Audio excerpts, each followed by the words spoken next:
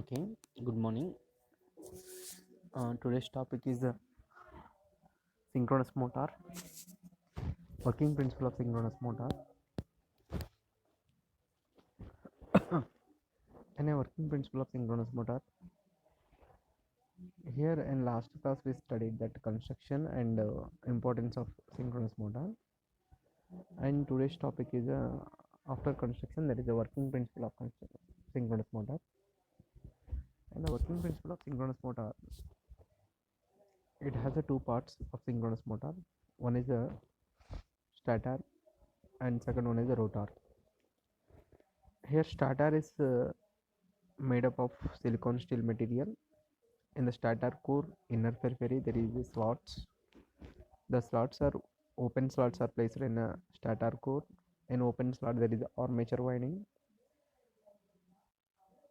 That armature winding is a distributed short pitch armature winding is placed in the synchronous motor.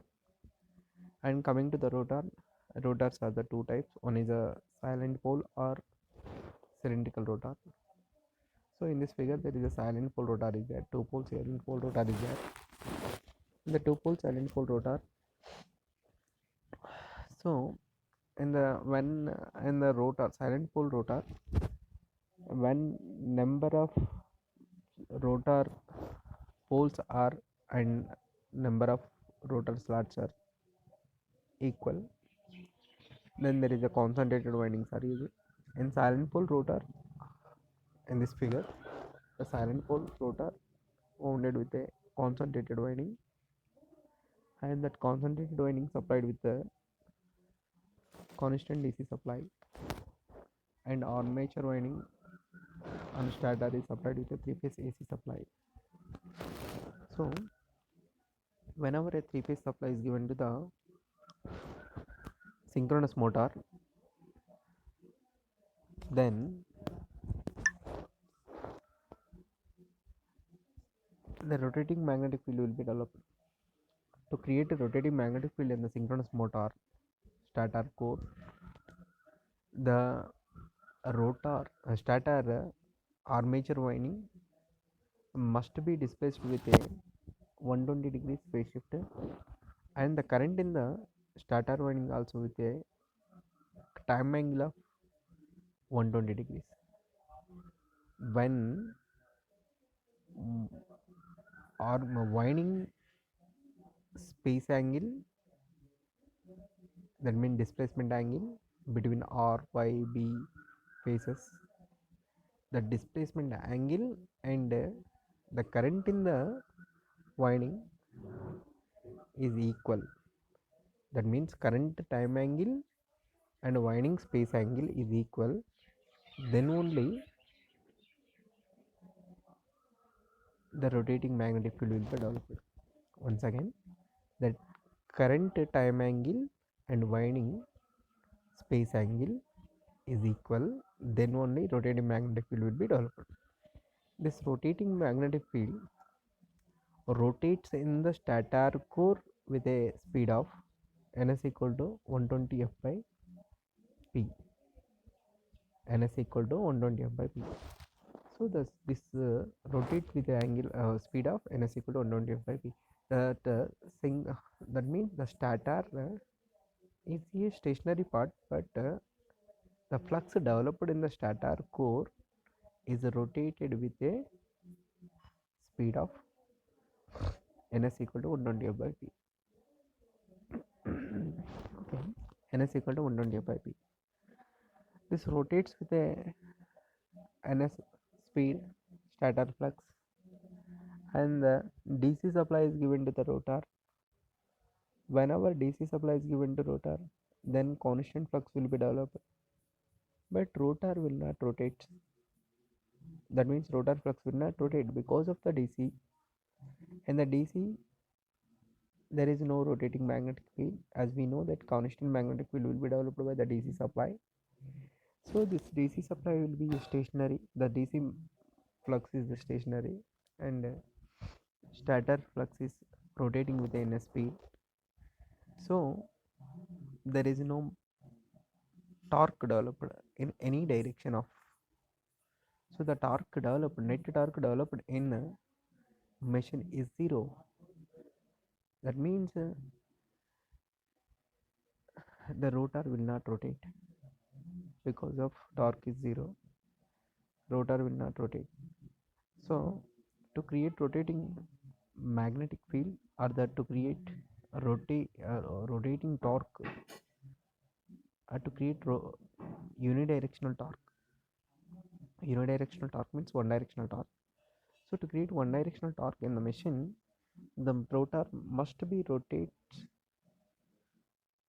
initially to lock with a stator flux. So then the rotor will initially, there is no torque in the rotor, so the rotor will be rotated by the some external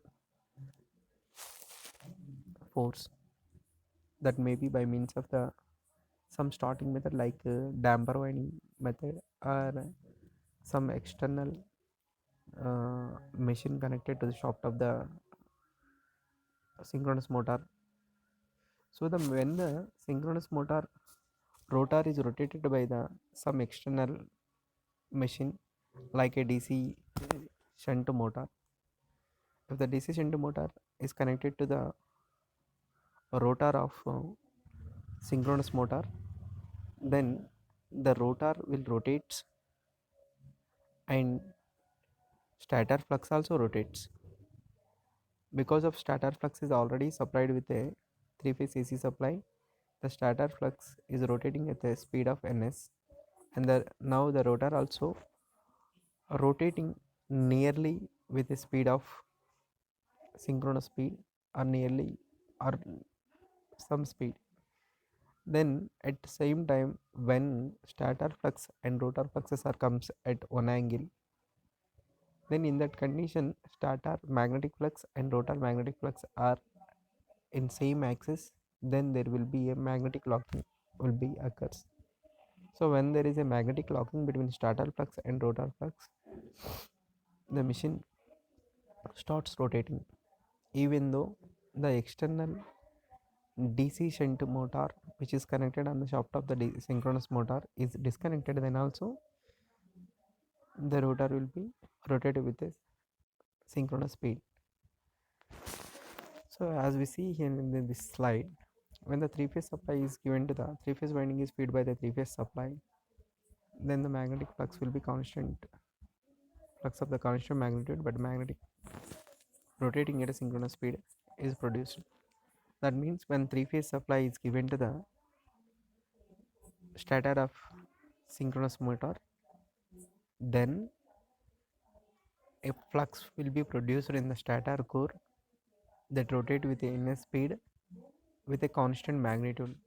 The magnitude can be found by the, that means the magnitude pi net equal to m by 2 pi m. That means pi m is the mean factor. M means number of phases. If the number of phases are 3, then 3 by 2. If the number of phases are 4, then 4 by 2. So basically we will give the 3-phase supply. So the 3 by 2, that means 1.5 pi m supply. 1.5 pi m is the magnitude of the machine flux which is available in the stator core. So this is rotating, and when the rotor also rotated by some external forces, then there is a magnetic locking occurs, and the machine will be runs even though external external machine will be disconnected, then also no problem. And here in the synchronous motor, even though the load is more, then also the machine will be runs at the same speed. If the load is less, then also machine will be runs at the same speed. So it doesn't depends upon the load. So if that load is increasing beyond that limit, then there is a small gap between the stator flux axis and rotor flux axis. So when the stator flux axis and rotor flux axis are differs, when the loads are increasing beyond the level, then The angle between the stator flux axis and the rotor flux axis is called the load angle alpha. Okay, and now see this the conditions. Now consider the conditions shown in the where the stator and rotor poles are attracting each other. See in the 36.3a figure. So here north pole of rotor and south pole of stator are locked in the one axis, and north pole of south pole of rotor and north pole of stators are comes in the one axis. So this is called the magnetic locking condition. So suppose the as is seen here, suppose the rotor is not stationary but it is a rotating magnetic field. Okay. Here again stator and rotor poles are attracted each other.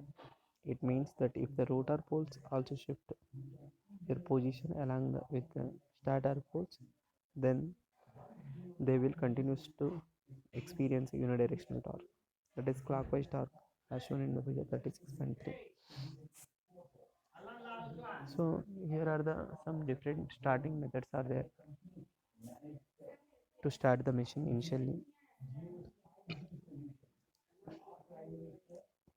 So by this method, in any method, if you go for any method, the starter is of synchronous motor is supplied with the AC supply, and rotor is supplied with a DC supply.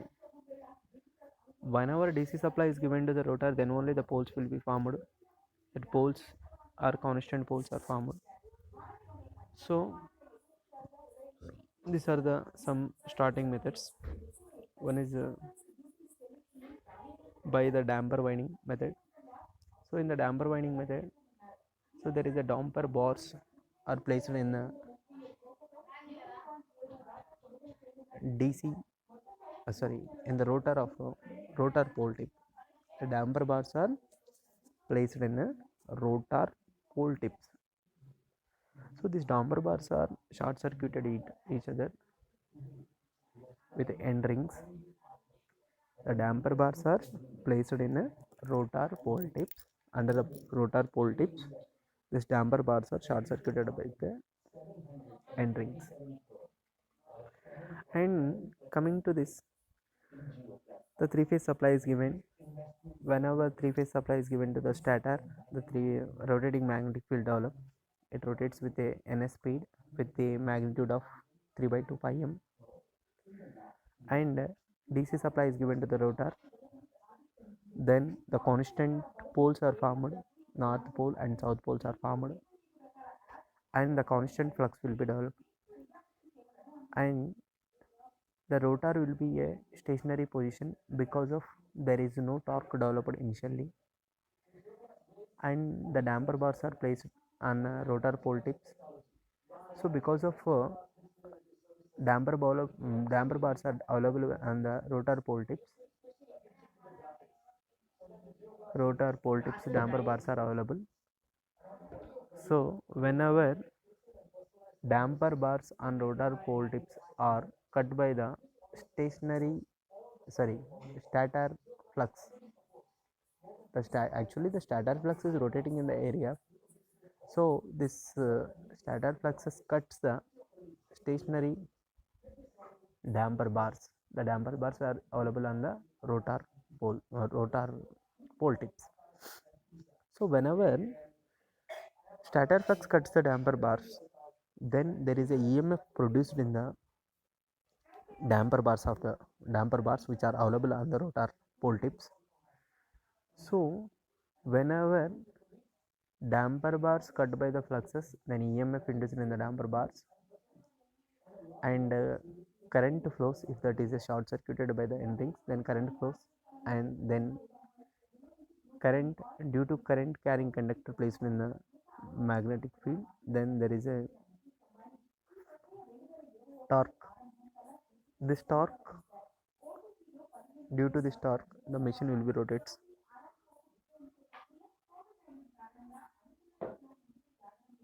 and the machine will be starts rotating.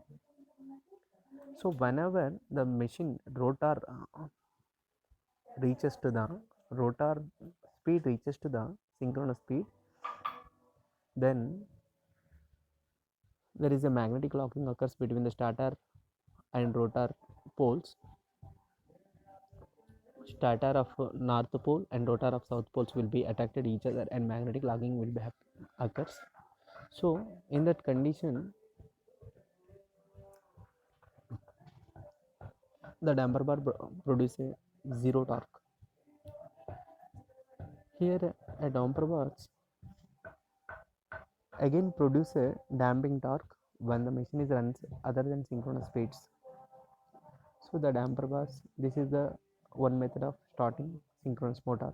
Mostly this damper windings method is suitable for the silent pole machines, not for synchronous, not for cylindrical machines. Cylindrical rotors are not suitable because of in a cylindrical rotor the damper bars cannot be placed. So in the cylindrical machines there is a eddy current dampings will be produced. Eddy current damping produce a starting torque. Okay, and now next starting method is next starting methods are the by using DC shunt motor connected on the shaft of the shaft of rotor of synchronous motor. So in this condition also AC supply is given to stator and DC supply is given to the rotor, and a DC shunt motor which is runs at constant speed is connected on the shaft of the DC motor. So DC shunt motor rotate at some constant speed, and stator flux rotate in a air gap with a ns speed with a magnitude of 3 by 2 pi r.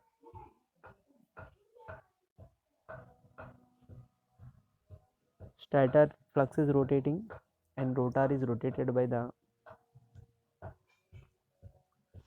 DC shunt motor. So stator flux and rotor flux comes to one axis. In that condition, if north pole is there on the stator and south pole is there on the, that means opposite poles of stator and rotor are there at one axis, then in this condition the poles of rotor and stator attract each other and there is a magnetic locking. Due to this magnetic locking the machine starts rotating normally. So this is the second method of starting. And third method of starting third method of starting third method of starting third method of starting third method of starting is a by induction machine starting. That means induction machine starting is on in an induction machine like a slip ring induction machine we can start a synchronous motor. So that means in this condition synchronous motor initially act as a induction machine and next it will act as it starts like induction machine, and after that when it reaches to the synchronous speed it converted into the synchronous motor by it's like a slip ring induction machine. Okay, we'll explain in induction machine topic. Okay,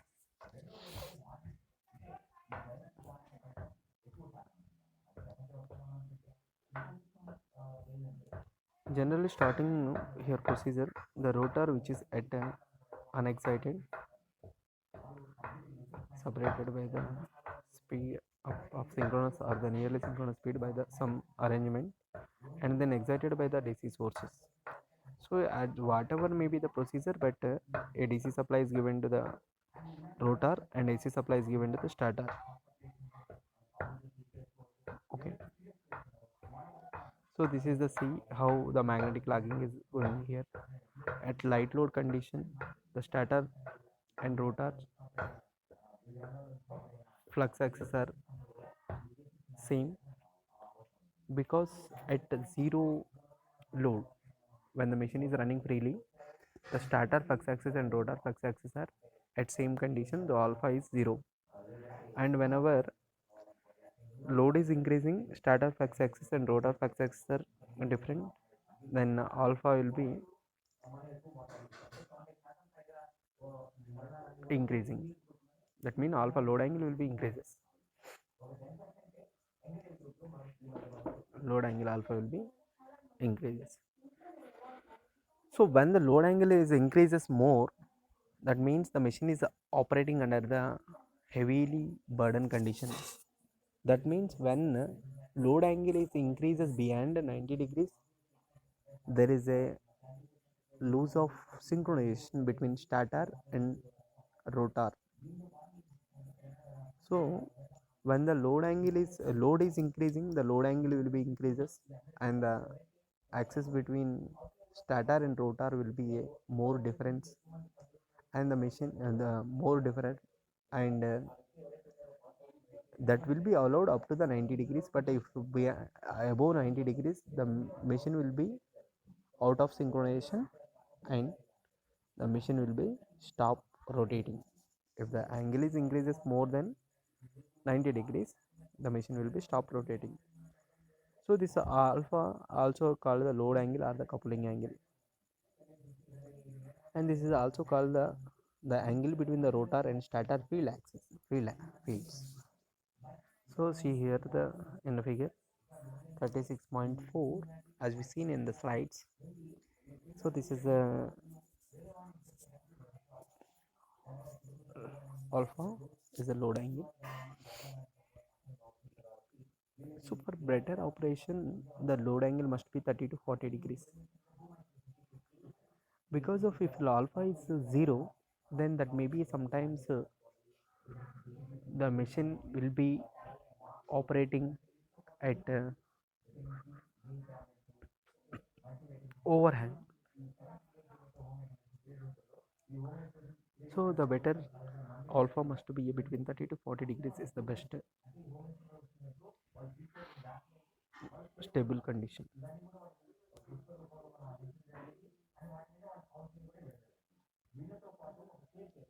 Procedure for starting of synchronous motor using damper winding.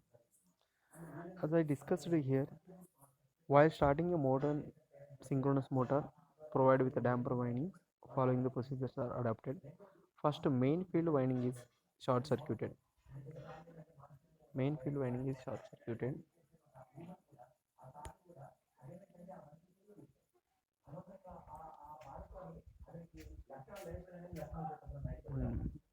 And procedure for the starting of synchronous motor is December జనవరిలో start అయిందో అప్పటి నుంచి కూడా ఇది ఒకటి procedure main winding. So first, main field winding is short circuited and reduce the voltage with the help of the auto transformer. So in the laboratory of this, we go for the main field winding is short circuited. The main field winding is short circuited with a DC supply. So best we disconnect the DC supply and reduce the voltage with the help of the auto transformer. That is better. It is applied across the starter terminals. That means a AC supply is given to the starter terminal by using the auto transformer. When it reaches to the steady state speed condition, see simply here, a AC supply is given to starter, then 3-phase supply is given to stator, then rotating magnetic field will be developed. Due to rotating magnetic field available on the air gap, it runs with a ns speed with a magnitude of 3/2 pi m, and damper windings are placed on the rotor pole tips. When damper windings are placed on the rotor pole tips,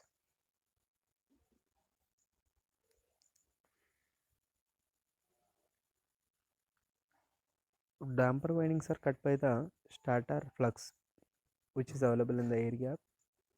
So damper windings cut by the fluxes. When damper windings are cut by the fluxes in the air gap, the current developed in the damper windings, EMF, first initially there is a EMF available in the damper windings, EMF, and if the damper windings are short circuited, then current available in the damper windings. When current available in the damper winding, then that current carrying conductor is placed in the magnetic field. So whenever current carrying conductor available in the magnetic field, then there is a force applied on the rotor. So as from the Faraday's law of electromagnetic induction, whenever current carrying conductor placed in the magnetic field, it experiences both the force F equal to BIL sin theta.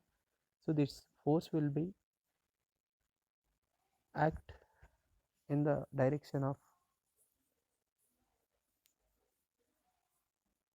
due to this force, the machine will be starts rotating in the direction of stator flux speed, and so this is to satisfy the Lenz law. So full supply voltage is applied across the stator terminals by the cutting auto transformer. The motor may be operated at any desired power factor. So as whenever the machine is reaches to the synchronous speed, then magnetic locking occurs and the DC supply is given, so there is a magnetic locking, and due to magnetic locking the machine runs at a constant speed. When the supply is given, DC supply is given more or less, based upon that the excitations also increases. So excitation means the machine will be operated under the overexcited, underexcited and normal excited condition. The machine operating under normal excited condition means there is a normal current, DC current, which is available on the nameplate details. If the supply is more given current, DC current is more given on the rotor, that means there is a over current, over excited, and less current than under excited condition. So that is one method of starting. So normally we use the damper winding method in a silent pole machines. Motor unload with a constant excitation. See, here is a, whenever constant excitation, that means there is no over current or under current. The normal excitation means the current which is displayed on the nameplate details of the DC synchronous machines. So in this condition, in a synchronous motor, a synchronous machine, the machine will be operated at when three-phase supply is given is stator and the DC supply is given to the rotor with a constant excitation. In a synchronous machine, back EMF EB as like a DC motor. So the back EMF in the machine is called, the concept of the back EMF is whenever a machine is running at a synchronous speed, and that means normally running at a synchronous speed, the flux developed by the stator flux rotate with ns speed, and flux developed by the rotor also running at a ns speed because of magnetic locking. So when a stationary armature conductor cut by the DC flux, constant DC flux, then EMF induced in the armature conductor is called the back EMF. The back EMF concept in the back EMF concept in the DC machines and synchronous machine is similar, but back EMF here is depends upon the power factor also. That means excitation. If the back EMF in a DC machine is depends upon the only load, but here it depends upon the load and power factor. This back EMF depends upon the rotor excitation only. But in a DC machine, it depends upon the speed. Speeds are depends upon the load. So mostly in a DC machine, we can say that depends upon the back EMF is depends upon only speed. Here the net voltage, supply voltage, that means stator supply voltage and back EMF which is developed in the stator armature conductor are opposing in directions. Armature current is obtained by dividing the, so see here is in a normal condition back EMF EB and V are opposing, because if there is no current the IA is 0 minimum. Here the difference between the vector difference between back EMF and supply voltage is 0 because of current developed, armature current developed is a minimum here, IA is 0. So 0 current, so this may not be possible actually because of there is a slight changes between excitation will not be a normal excitation. That means there is a small the excitation can't maintain the normal unity excitation sometimes, most of the times. So as we seen in figure 36.6, here back EMF and supply voltage are some out of phase. So EB and V is vector difference of EB and V is 0, and so the armature current is 0. In other words, the major motor just floating. So this, in this condition, the machine is act as a floating condition. If motor is on load, when the motor is on load, so as actually in the normal, whenever normal excitation is given, that is the alpha is minimum, that means 0, that is the load angle is 0. As see here in this figure, the load angle, there is no load angle. Actually the load angle comes into the picture, the angle between the EB and V is called the V. The EB is the back EMF and supply voltage V is called the load angle alpha. So load angle is 0 whenever normal excitation condition, and whenever the excitations are whenever the load is increasing, the load angle is not a 0 and the armature current is not 0 and the alpha is not equal, that coupling angle, that means load angle is not 0. If the motor is on load but it has losses, so sometimes it will be happen like the motor is operating under no load condition but there is losses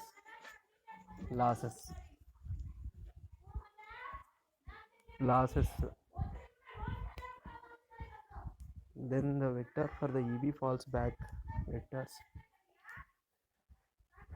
So EB falls back vectors are so rotating in the anti-clockwise by the certain methods.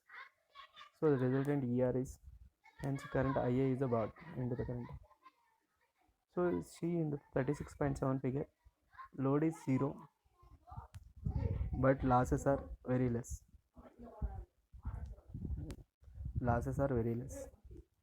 So in this condition also there is a alpha is exist, and if the load is in the 36.8 figure, the load is increase or the loaded condition. So in this condition EB is fall backward direction in phase, alpha is called the load angle, and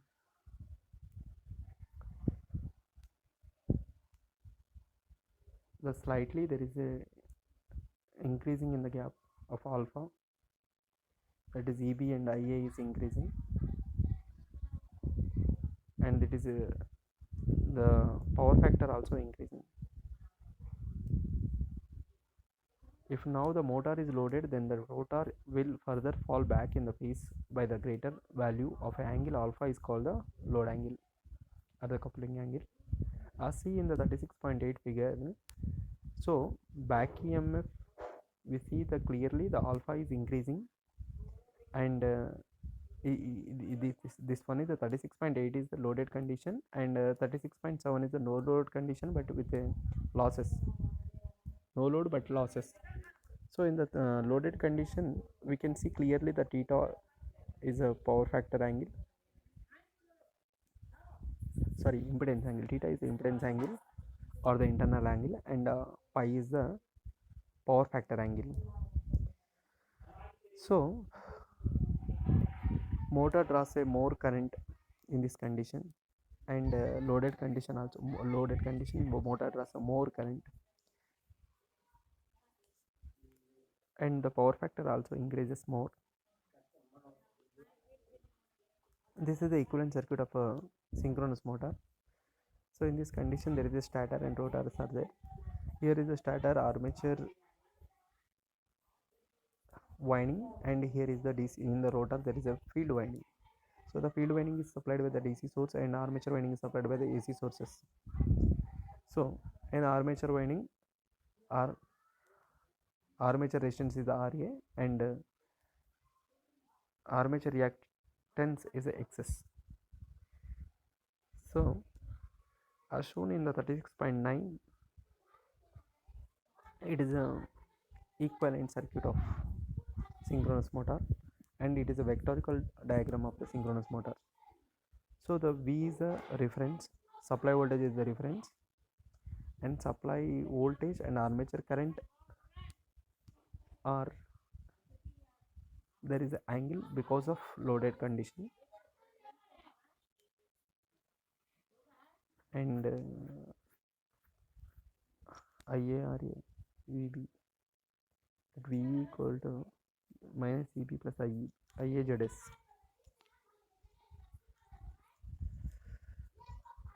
So RA is the armature resistance, XS is the synchronous reactance. XS means this is a XA plus XL. XA is the armature reactance, and XL is the leakage reactance. So XS equal to XA plus XL. And coming to this IAZS, so in this IAZS there is a back EMF EB. The angle alpha between the phasor for V and EB is called the load angle or the power factor angle of the synchronous motor. So now coming to the power flow with a synchronous motor. In the power flow diagram, we can say IA armature current. So here is a structure. Input power supply is given to stator, that is the power supply taken from the line, that may be a 3-phase, then line voltage √3 VLIL cos phi. So the stator draws the current, armature current, so that losses will be appeared in the stator core, that is the copper losses. Stator uses that power, that stator core losses and copper losses in that manner. And next, stator output is also called the rotor input, and after that mechanical power, the rotor input is a net mechanical power available in the air gap. So the rotor, in that rotor there is the iron losses, excitation and friction losses, and output power goes to the shaft. So see in here this figure, AC electrical power input into the stator of the armature input power, and that power, total power cannot be sent to the rotor, so that power can be utilized by the stator in that manner of stator core losses. And the next is given gross mechanical power developed in the armature PM. That PM is the rotor input. So when the rotor input received from the stator output is also called the rotor input. That is the rotor. That power can be utilized in the manner of iron and friction and excitation losses. And next, that net power will be available at the shaft. So here power flow within a synchronous motor. Here ZS is the, from the equivalent circuit we can say the ZS is the synchronous impedance. Synchronous impedance is equal to the armature resistance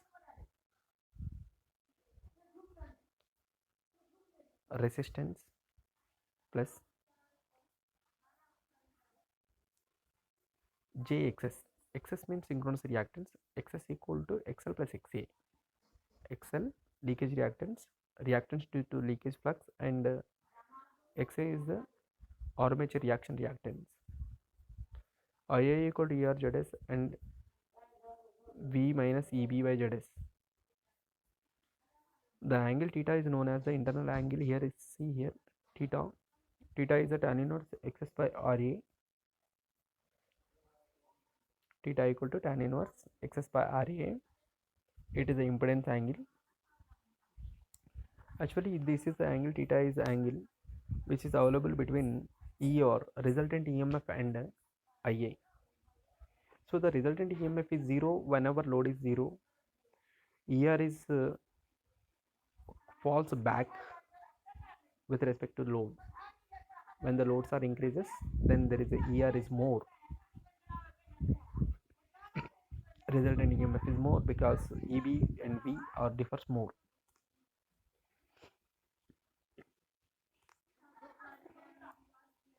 ER means VB, V minus EB.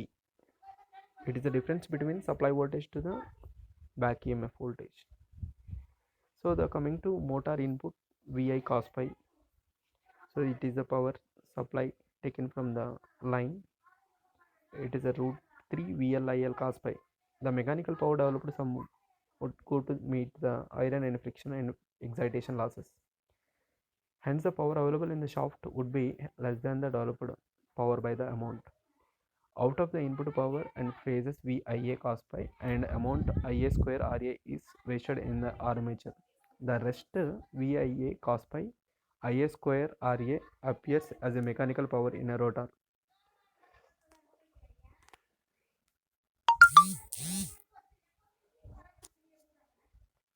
Power developed by a synchronous motor. The armature resistance of a synchronous motor is negligible as compared to its synchronous reactance. Hence, the equivalent circuit for the motor becomes as shown in the figure 36.10a. From the phasor diagram, so see here 36.10, that means 10. So from the phasor diagram 36.10b, AB equal to EB sine alpha. It is a cosine rule and sine rule. If you apply the cosine and sine rule to the phasor diagram or the vector diagram, then we get an answer of VA XS cos alpha EB sin alpha. So input power equal to XS EB V by XS sin alpha. Sin alpha is a load angle. Whenever alpha equal to 90 degrees, then there is a maximum P input power.